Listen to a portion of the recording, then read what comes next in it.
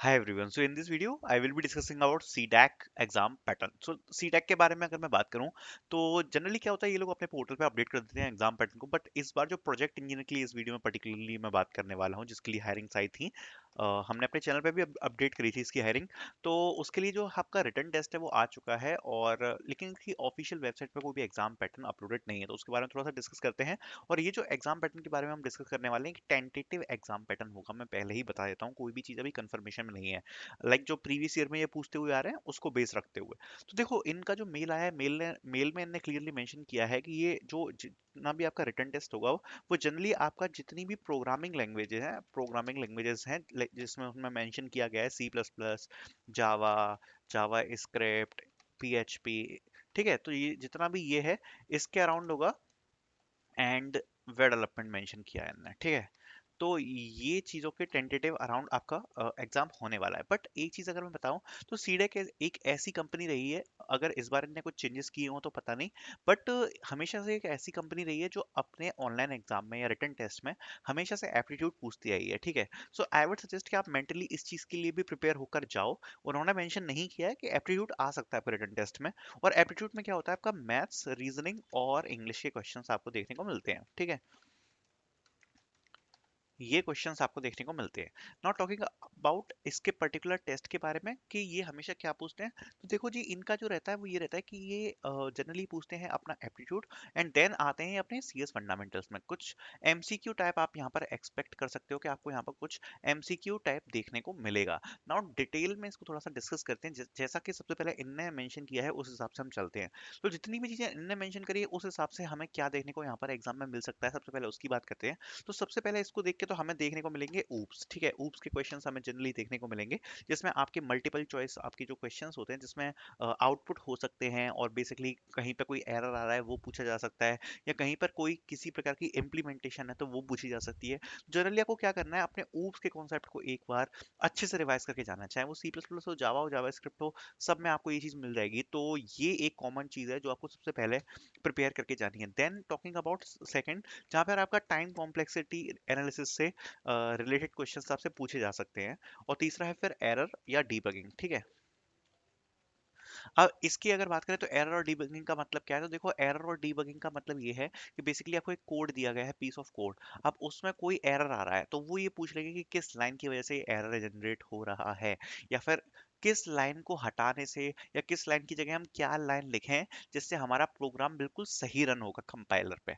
तो इस टाइप का क्वेश्चंस आपसे पूछा जा सकता है. तो ये जो एरर और डीबगिंग है, इसके क्वेश्चंस भी हमें देखने को मिल सकते हैं. तो इसके लिए आप अपना गीक्स फॉर गीक्स की बेसिक चीजों को फॉलो कर सकते हो. Then talking about next thing, that is output based question, जहां पर आपको एक प्रोग्राम दिया होगा और आपसे पूछा जाएगा कि भाई इसका आउटपुट क्या आता है, ये बता दो हमको. तो इस प्रकार के क्वेश्चंस भी आपको देखने को यहाँ पर मिल सकते हैं. तो आउटपुट हो गया, एरर डीबगिंग हो गई, टाइम कॉम्प्लेक्सिटी, ऊप्स हो गई. ये हो गए अपने जनरल टॉपिक. अब टॉकिंग अबाउट, मतलब जितने भी इसने प्रोग्रामिंग लैंग्वेजेस मेंशन करी हैं, अब सपोज बात करते हैं जावा स्क्रिप्ट की. तो जावा स्क्रिप्ट से पर्टिकुलरली किस टाइप के क्वेश्चंस पूछे जाते हैं, पहले उसके ऊपर बात करते हैं. जैसे जावा स्क्रिप्ट है, तो जावा स्क्रिप्ट में जैसे अगर आपको पता होगा कि एसिंक अवेट काफ़ी ज़्यादा पॉपुलर चीज़ है. सो एसिंक अवेट आप समझ सकते हो, एसिंक अवेट वाली चीज़ें, जो अगर मैं पर्टिकुलरली एक लैंग्वेज को पकड़ के बात करूँ तो ठीक है, एसिंक अवेट वाली चीज़ें, या फिर जावा स्क्रिप्ट के जो ऑब्जेक्ट्स हैं उनसे रिलेटेड काफ़ी चीज़ें पूछी जाती हैं.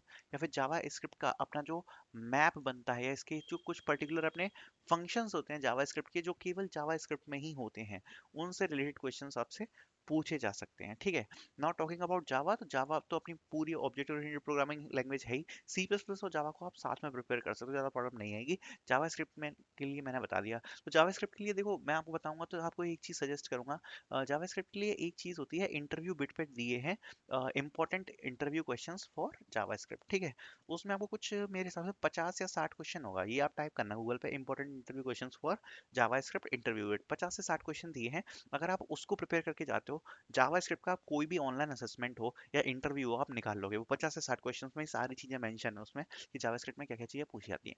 Not talking about web development, तो वेब डेवलपमेंट से भी रिलेटेड अगर मैं बात करूँ, तो आप ये डाल सकते हो important web development interview questions. तो आपको जितने भी मिल जाएंगे. तो बेसिकली वेब डेवलपमेंट में पूछा क्या जाता है, बेसिकली वो उसके ऊपर बात कर लेते हैं. तो अपना एक तो फ्रंट एंड और बैक एंड वर्क कैसे करता है, पूरा इसका आर्किटेक्चर क्या होता है। ठीक है, आर्किटेक्चर की जब मैं बात करूँ तो बहुत बड़ी चीज़ आती है कि चीज़ें कैसे वर्क कर रही हैं, सर्वर आपस में कैसे कनेक्ट रहते हैं, रिक्वेस्ट रिस्पॉन्स कैसे जा रही होती है, इंटरनेट कैसे वर्क करता है। तो ये पूरा जितना भी आर्किटेक्चर है फ्रंट एंड बैक एंड का, वो आपसे पूछा जा सकता है। Then talking about another things, अपनी जो एपीआईज होती हैं इसमें वो काफ़ी इंपॉर्टेंट हो जाती है। जितनी भी आप एपीआई हैं उनको प्रिपेयर कर लो, और एपीआई रेस्ट एपीआई के बारे में जितनी भी आपको नॉलेज होती है, भाई एपीआई क्या होती है, गेट क्या है, पुट क्या है, और पेज एपीआई क्या है, कैसे क्या वर्क करती है, सब कुछ आप इसमें, जितना भी सारी चीज़ें होती है वो आप इसमें देख सकते हो। डेटाबेसेस कैसे कनेक्ट होते हैं, ये सब चीज़ें। तो ये चीज़ें अपन की इनसे बन के आती हैं जो ये लोग मेंशन कर रहे हैं।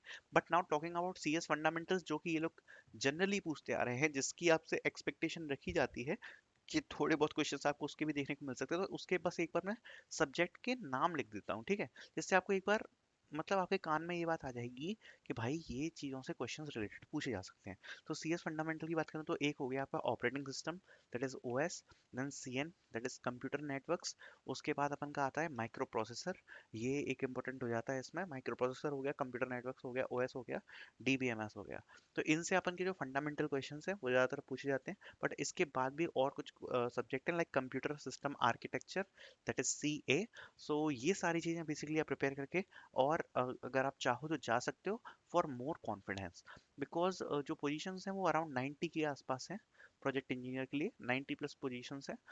पोजीशंस ठीक ठाक हैं, कंपनी अच्छी है। सो आई वुड सजेस्ट कि थोड़ा सा ढंग से प्रिपेयर करके जाओ, और ये चीज़ें आप अपने पर्टिकुलरली माइंड में रख सकते हो कि ये चीज़ें आपसे पूछी जा सकती हैं। Okay, so I hope you guys like this video. Thank you so much for watching this.